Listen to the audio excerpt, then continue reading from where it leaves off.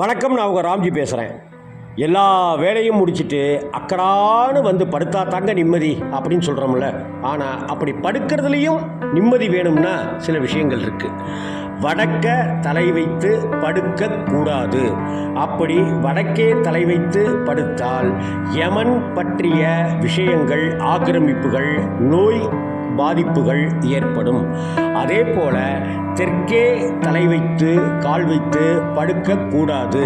அப்படி தெற்கே கால் வைத்து படுத்தால் அடிக்கடி அசூயைகள், சோம்பேறித்தனங்கள், ஞாபக மறதி ஏற்படும். கிழக்கில் கால் வைத்து தலை வைத்து படுத்தால் அது எதிர்காலத்தில் நாம் நல்ல வாழ்க்கை வாழ்வதற்கான அஸ்திவாரமாக அமையும். கிழக்கில் தலை வைத்து மேற்கில் கால் வைத்து படுத்தால் நிம்மதியான உறக்கமும் உண்டு, நிம்மதியான வாழ்க்கையும் நிச்சயம். ஆகவே வடக்கே தலை வைத்து